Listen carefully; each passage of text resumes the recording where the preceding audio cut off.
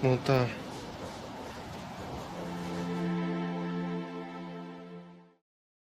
Film ini mengisahkan tentang seorang pria pekerja kantoran yang bernama Daikichi. Tidak sengaja ia harus mengasuh dan merawat seorang anak yatim yang bernama Rin. Ayah kandung Rin telah meninggal dunia dan ibunya pun juga pergi meninggalkannya. Sejak mengasuh Rin, kehidupan Daikichi berubah menjadi lebih baik. Bagaimanakah kisah selengkapnya? Mari langsung saja kita masuk ke alur ceritanya. Film ini dimulai ketika menampilkan seorang pria yang bernama Daikichi. Di hari itu kakeknya meninggal sehingga membuat Daikichi harus segera pulang ke kediaman kakeknya tersebut. Di halaman rumah, Daikichi bertemu dengan seorang gadis kecil. Saat saling bertatapan, gadis kecil itu terlihat sangat heran sekaligus ketakutan. Kemudian Daikichi pun masuk ke dalam rumah.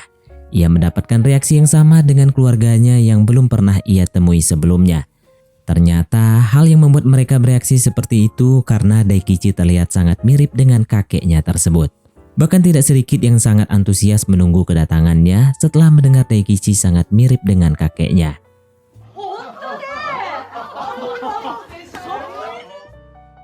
Sesampainya di rumah dan bertemu ibunya, Daikichi pun bertanya siapa gadis kecil yang menyendiri itu.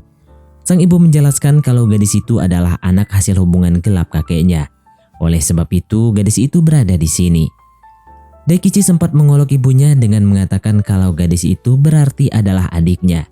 Namun ibunya meminta Daikichi untuk berhenti mengada-ngada dan memintanya untuk segera membantunya. Awalnya Daikichi tidak menyukai sikap Rin yang berlari ke sana kemari di hari pemakaman ayahnya itu. Ia juga meminta adiknya yang bekerja sebagai guru TK untuk memberi pelajaran pada Rin. Tapi adiknya yang bernama Kazumi menolak dan mengatakan kalau dia saat ini sedang di rumah, bukan di tempat kerja. Sebelum dimakamkan, semua orang memberikan setangkai bunga di peti mati si kakek. Melihat hal ini, gadis kecil yang bernama Rin itu pun mengambil beberapa tangkai bunga bluebell, satu-satunya bunga yang disukai sang kakek pada saat masih hidup.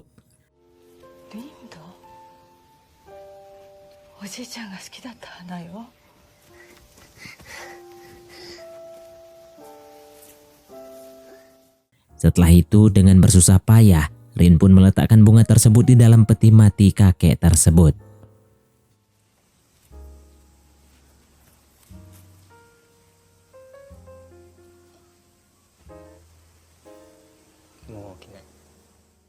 Setelah acara pemakaman selesai, semua orang berkumpul membahas banyak hal. Salah satunya tentang siapa anak itu akan tinggal karena mereka tidak tahu siapa ibu dari anak tersebut. Terlihat tidak ada satupun yang menawarkan diri dan mereka semua menolak untuk merawat anak tersebut. Mereka beralasan kalau semua orang sibuk, padahal bisa saja sedari awal mereka sudah tidak menyukainya. Bahkan mereka berpikir untuk mengirim anak tersebut ke panti asuhan. Melihat seluruh keluarganya yang berdebat, akhirnya tanpa pikir panjang Daikichi pun mengatakan kalau ia yang akan merawat anak tersebut. Ia segera keluar dan menawarkan Rin untuk ikut bersamanya. Semua orang termasuk ibunya tentu saja heran melihat keputusan putranya itu. Namun karena tidak ada pilihan lain, akhirnya mereka mengizinkan Daikichi membawanya dan memberikan beberapa dokumen Rin. Ternyata setelah Daikichi membawa ke rumahnya, ia baru sadar kalau keputusan yang ia buat terlalu gegabah sebagai seorang pria single yang hidup sendirian. Ia sadar kalau ia tidak punya keahlian dalam merawat anak sebelumnya. Ibunya sudah memperingatkan Daikichi kalau merawat anak bukanlah hal yang mudah. Namun Daikichi tetap memegang prinsipnya tersebut. Keesokan harinya Daikichi pun bangun dan mempersiapkan makanan untuk mereka berdua. Namun Rin merasa kalau makanannya tersebut kurang dan memintanya lagi pada Daikichi. Ia pun memberikan semangkuk nasi pada Rin. Namun ternyata Rin membuat onigiri sendiri dan membaginya dengan Daikichi. Walaupun masih baru, tapi terlihat kalau Rin sangat menyayangi pria itu.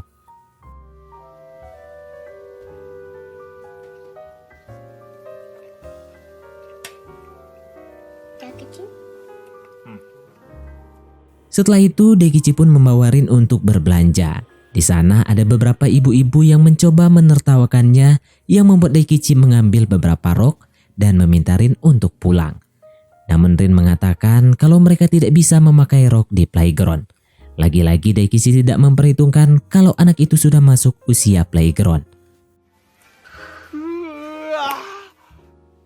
Malam harinya, ia mencoba mencari informasi tentang playground sambil memandangi majalah. Namun fokusnya malah terganggu melihat majalah tersebut. Ia membayangkan dirinya sedang bersama gadis yang ada di majalah itu.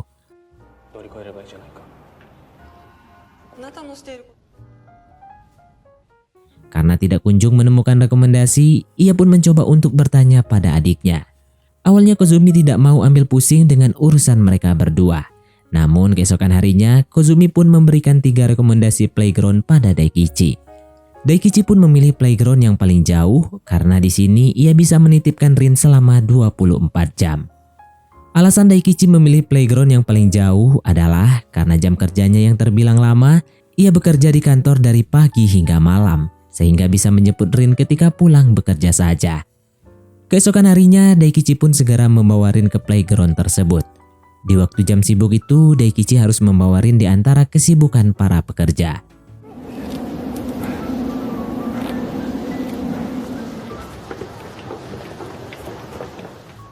Ia mengantarnya ke sekolah hingga berlari. Ketika sudah sampai di sekolah, mereka sudah terlambat dan meminta guru untuk memakluminya. Setelah itu, Daikichi pun kembali harus menggunakan transportasi umum yang jaraknya sangat jauh dari kantor. Sampainya di kantor, ia pun terlambat.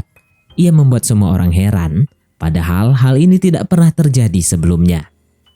Di hari pertama Rin masuk sekolah, ia menunggu Daikichi hingga larut malam. Bahkan ia menjadi siswa terakhir yang berada di sekolah tersebut dan membuatnya cemberut. Namun setelah melihat Daikichi menjemputnya, membuat Rin akhirnya tersenyum kembali.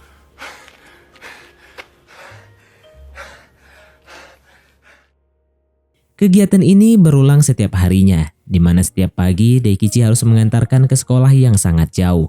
Dengan mengendarai transportasi umum yang sangat sempit, ia juga menggendongnya, kemudian pergi bekerja dan menjemputnya hingga larut malam. Sehingga hal ini membuat mereka sangat kelelahan. Hal ini pun membuat Daikichi untuk melakukan keputusan yang sangat besar. Ia meminta untuk dipindahkan ke divisi lain yang jam kerjanya lebih singkat agar ia bisa menjemput Rin tepat waktu. Manajernya mengatakan kalau mereka sudah punya aturan tersendiri untuk orang yang punya anak. Namun Daikichi terus meminta agar ia memberikan pengertian sehingga manajernya tersebut mengizinkan Daikichi untuk pindah. Sebagai seorang karyawan yang baik, rekan-rekannya sangat menyayangkan keputusan Daikichi tersebut. Selain itu, ia juga memindahkan Rin ke playground yang jaraknya tidak terlalu jauh dari rumahnya. Di hari pertama bekerja di divisi lain, Daikichi terlihat ketakutan melihat rekan-rekan kerjanya yang terlihat menakutkan karena badan mereka lebih besar dibandingkan dengan Daikichi. Namun setelah bergaul dengan orang-orang tersebut, ia pun paham kalau ternyata mereka adalah orang-orang yang sangat baik, bahkan ayah yang selalu bertanggung jawab untuk keluarganya. Sementara di sekolah, Rin yang pendiam akhirnya juga mempunyai seorang teman. Ia bernama Kaoki.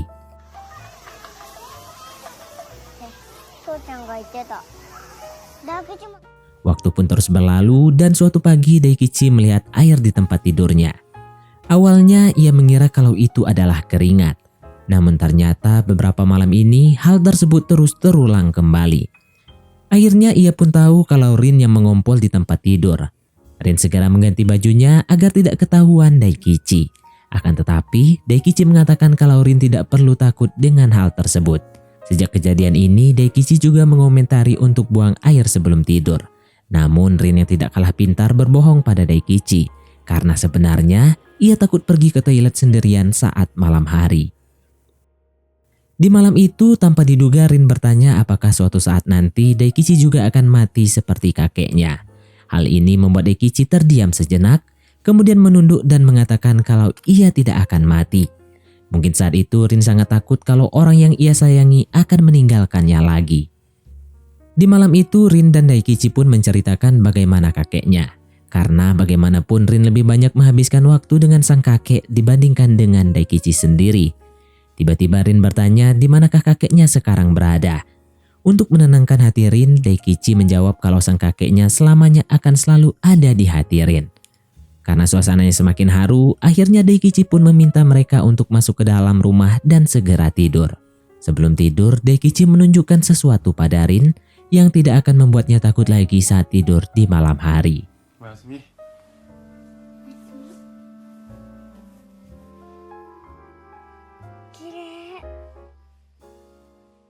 Keesokan harinya, Daikichi pun kembali menjemput Rin di sekolah.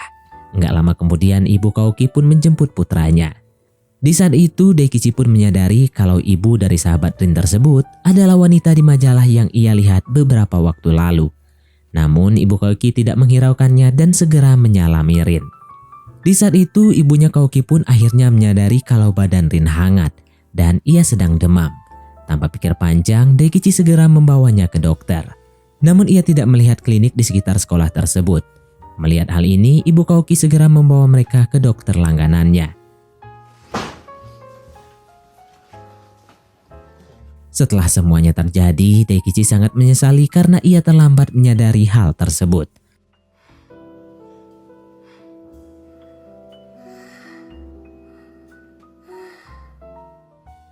Keesokan harinya, Kaoki dan ibunya kembali mengunjungi Rin. Di sini terlihat kalau Daikichi sama sekali tidak paham bagaimana cara mengurus anak yang sedang demam. Ia memberikan Rin selimut padahal Rin sedang panas. Melihat hal ini, ibu Kaoki pun melepaskan selimut tersebut, kemudian memberi obat sehingga badan Rin jauh lebih baik dibandingkan sebelumnya.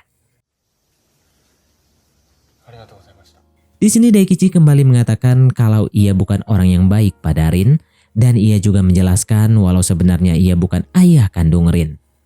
Ibu Kaoki menjelaskan dari sikap Rin padanya menunjukkan betapa Rin sangat mencintai dan menyayangi Daikichi seperti ayahnya sendiri.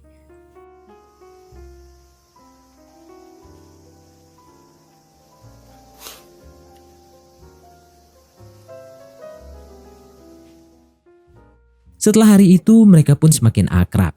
Hampir setiap hari setelah pulang kerja dan menjemput Rin, mereka bermain bersama. Hingga suatu hari tanpa diduga, paman Daikichi memintanya untuk datang ke rumah peninggalan kakeknya. Sesampainya di sana, sang paman pun mempertemukan Daikichi dengan wanita dari dinas sosial. Ia meminta Daikichi untuk menyerahkan anak tersebut pada mereka. Namun dengan apa yang mereka jalani bersama, Daikichi menolak permintaan pamannya itu. Di perjalanan, wanita itu terus saja mencoba mempengaruhi Daikichi untuk memberikan Rin pada mereka. Ia mengatakan merawat anak bukanlah hal yang mudah, dan suatu saat nanti saat anak itu tumbuh, ia juga akan melupakan semua kebaikan yang Daikichi lakukan. Mendengar hal ini pun Daikichi marah dan menghentikan mobilnya yang membuat wanita itu segera turun dari mobil tersebut.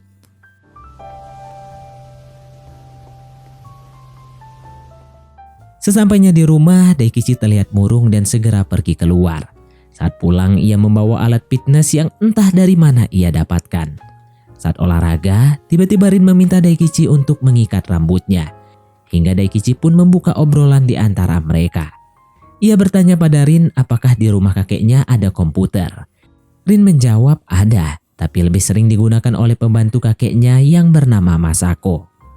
Masako sangat kasar padanya hingga membuat Rin tidak suka pada wanita tersebut. Mendengar hal tersebut, Daikichi pun langsung terkejut karena dalam buku panduan ibu dan anak yang ibunya berikan, ibu Rin itu bernama Masako. Ketika Rin tertidur, ia pun kembali membuka buku tersebut dan melihat sebuah alamat web. Saat membuka alamat itu, ia terkejut karena alamat itu menuju ke websitenya Masako Yoshi. Ia mencoba untuk membicarakan Rin dengan wanita itu, namun Masako menganggapnya dengan sangat tidak ramah. Akhirnya ia pun meminta Masako untuk bertemu. Keesokan harinya ia menitipkan Rin ke rumah orang tuanya. Rin terlihat sangat ketakutan karena keluarga tersebut terlihat tidak menyukainya sama sekali. Setelah itu barulah Daikichi pergi menemui wanita tersebut. Wanita yang bernama Masako yang ia temui tidak lain hanyalah seorang gadis muda. Terus terang ia mengatakan kalau sejak awal ia tidak menginginkan Rin dan tidak pernah menganggapnya sebagai ibu Rin. Saat karirnya hancur, ia pun bertemu dengan kakek Daikichi yang kasihan padanya, kemudian mengangkatnya sebagai pekerja. Di saat inilah Masako baru sadar kalau ia sedang hamil bersama pacarnya. Mendengar hal ini, Daikichi sangat kesal dan memintanya untuk menjadi wali sepenuhnya untuk Rin. Ia juga sempat bertanya bagaimana perasaan wanita itu pada Rin. Apakah ia mempunyai sedikit ruang di hatinya untuk Rin? Namun wanita itu sama sekali tidak bisa memberikan jawaban.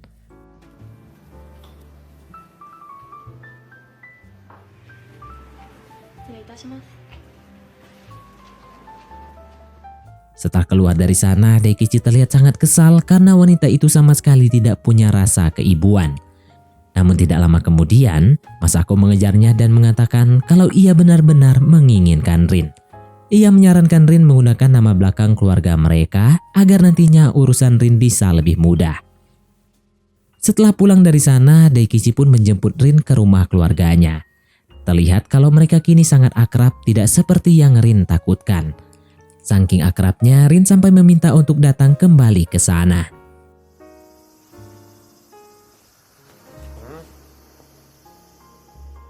Setelah itu, Daikichi pun bertanya pada Rin, bagaimana jika namanya diganti menjadi Kawachi?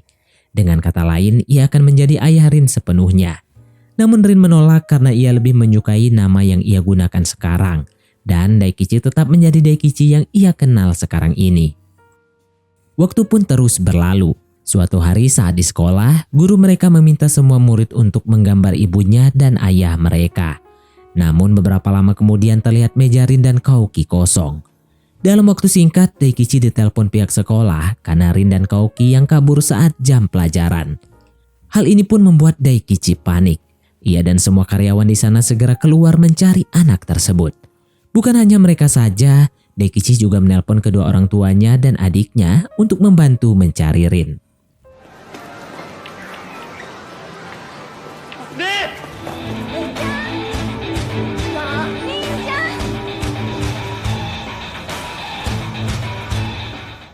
Di saat yang sama, ibu Kaoki juga ditelepon pihak sekolah, sehingga ia melarikan diri dari tempat kerja untuk mencari putranya.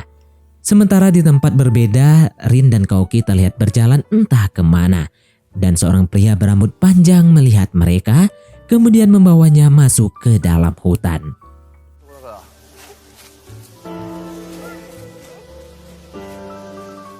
Di jembatan saat mencari Rin, Daikichi melihat ibu Kaoki dan mengejarnya. Karena tidak kunjung menemukan mereka berdua, akhirnya mereka pun pulang kembali ke rumah. Ternyata sang guru meminta mereka untuk menggambar ayah dan ibunya. Kaoki teringat dengan ayahnya yang sudah meninggal. Ia segera pergi ke kuburan untuk menemui makam ayahnya tersebut. Di sana ia juga menceritakan kalau selama ini ibunya menyembunyikan kematian ayahnya padanya. Saat mereka kembali ke sana, ibunya akan pura-pura tersenyum padahal ia sedang menangis. Mendengar hal ini pun membuat mereka berdua menjadi bersedih. Kaoki menangis atas kematian ayahnya, dan Rin menangis teringat dengan kakeknya yang selama ini merawatnya dengan baik.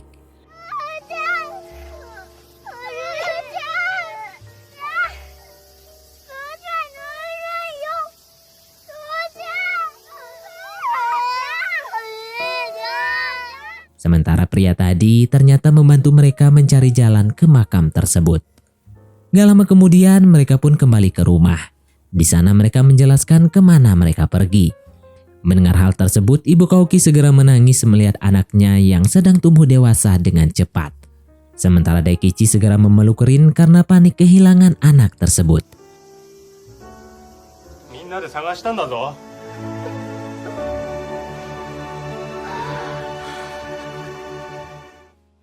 Pergi seharian membuat keduanya kelelahan dan tertidur. Disinilah ibu Kaoki akhirnya menceritakan semua keluh kesah. Setelah ayah Kaoki meninggal, ia sering memarahi anaknya itu yang membuat Kaoki hanya tertegun sepanjang hari dan tidak mengucapkan apa-apa. Saat pergi, ia tidak bisa bangun dan terlambat ke playground. Ia begitu sangat menyedihkan sehingga membuat Kaoki marah padanya dan mencoba kabur darinya. Ia juga seringkali memarahi Kaoki karena hal sepele. Namun bagaimanapun Kaoki tidak punya orang lain selain dirinya. Mendengar hal ini, Daikichi pun kembali menimpali kalau ia sangat takut saat mendengar Rin kabur, bahkan membuat lututnya gemetaran. Ia merasa setelah menjadi orang tua, ia akan menjadi lebih tegar. Namun faktanya semakin banyak hal yang ia takuti.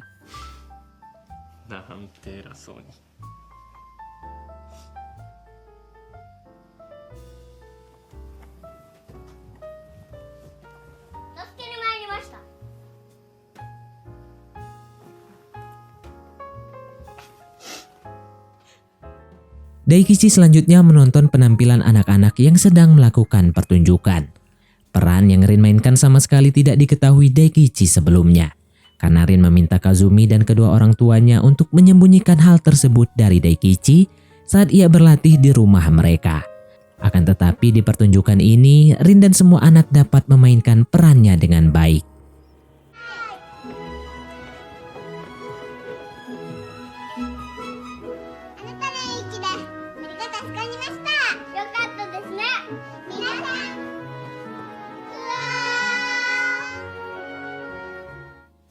Setelah pertunjukan selesai, Daikichi mengirimkan foto Rin yang menggemaskan pada ibunya.